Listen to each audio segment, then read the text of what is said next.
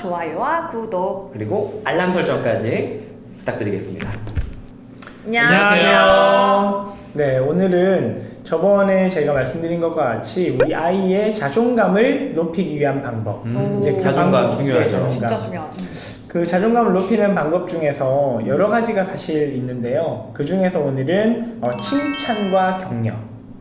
네, 아이의 자존감을 높이기 위한 방법으로 이 두 가지가 어떤 특징을 좀 가지는지에 대해서 이야기를 나눠보려고 합니다. 칭찬과 격려. 한 둘 중에 어떤 게 좀 좋을까요? 어떤 게 더 좋은지는 모르겠지만 흔히 칭찬은 고래도 춤추게 한다 라고 하잖아요. 네. 칭찬 많이 하라고 이야기를 하고 있죠. 네. 근데 둘 다 좋은 거 아닌가요? 둘 다 좋은 거. 네. 네, 근데 두 분이 참 많이 능청스러우시죠. 사실 저희가 이제 같이 공부를 하면서 칭찬과 격려의 어떤 차이 같은 것도 이야기를 좀 하고 있거든요. 그래서 지금부터 본격적으로 칭찬과 격려 어떤 점이 다른지 이야기를 나눠보겠습니다. 칭찬과 격려, 그럼 어떤 점이 다른지는 이제 우리 수님 먼저 말씀해 주시겠어요? 제가 생각했을 때 제일 다른 거는 칭찬 같은 경우에는 좀 아이들이 잘하거나 잘했을 때 할 수 있는 말인 것 같고요. 맞아요. 격려 같은 경우에는 잘하거나 못하거나 실수했을 때도 약간 응원하는 느낌으로 언제나 할 수 있는 말인 게 다른 것 같아요. 네, 맞아요. 그러니까 쉽게 말씀드리면 이런 거죠. 아이가 시험을 봤는데 만약에 100점을 받았다. 그럼 칭찬할 수 있겠죠? 야, 너 진짜 잘했다. 라고 할 수 있는데 아이가 10점을 받아왔어요. 그러면 칭찬을 하기가 참 어렵다는 거죠. 그런데 격려는 둘 다 사용할 수 있습니다. 점수를 잘 받아왔을 때도 너 정말 대단하구나, 고생했어 이렇게 얘기해 줄 수 있고 10점을 받아왔을 때도 너 정말 고생했다, 앞으로 더 잘할 수 있어 라는 격려를 해줄 수가 있다는 거죠.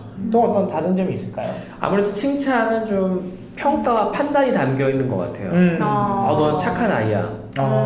잘했어. 뭔가 내가 좀 윗사람이 된 것처럼 네. 판단을 하는 그런 느낌이 있어서 어릴 땐 몰랐는데 어린이 때 받으니까 상당히 항상 좋을 때만 있는 건 아니더라고요. 네. 반면에 격려는 뭐 항상 좀 기쁘고 항상 좀 즐거운 것 같아요. 그러니까 격려를 받으면 약간 응원을 받는 느낌이 좀 네. 들죠. 아무래도 맞아요. 누가 나를 응원해주고 있구나, 누가 내 힘이 돼주고 싶구나, 맞아요. 이런 느낌이 맞아요. 좀 들어요. 네, 칭찬과 격려 중에서 그럼 아이의 자존감을 높이기 위해서는 어떤 게 좀 더 좋을까요? 들어보니까 격려가 좀 좋지 않을까 네, 사실 싶어요. 이미 답 나온 거죠, 뭐. 네. 근데 저는 이게 어렸을 때 제 생각을 해보면은 특히 더 그런 생각이 드는데요.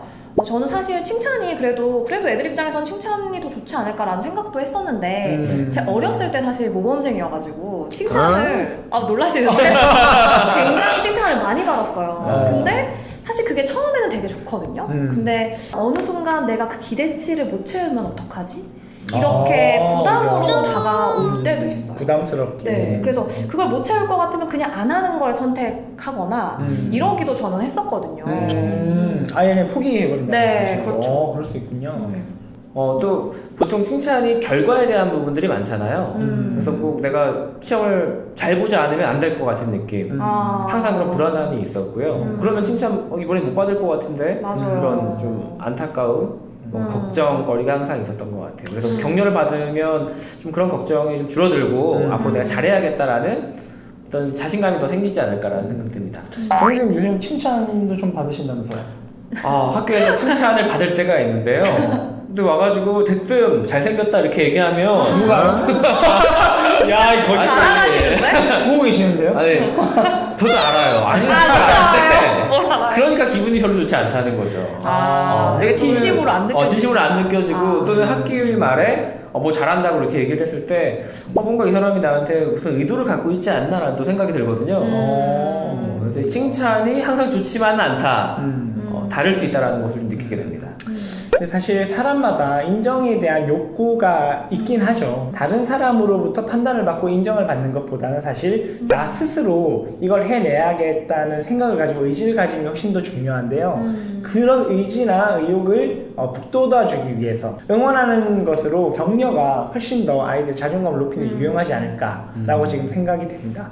그러면 이제 저희가 마지막으로 우리 부모님들께서 우리 아이에게 격려의 말을 해준다라고 하면 어떤 말이 아이에게 가장 도움이 되는지를 이제 하나씩 좀 권해주시면 부모님들께 큰 도움이 될 것 같아요. 저는 이 말 참 좋아해요. 사실 우리가 어떤 분들은 이 말이 아니 당연한데 왜 이거를 이런 말을 해야 되나 라고 생각하시는 분들이 계시는데요.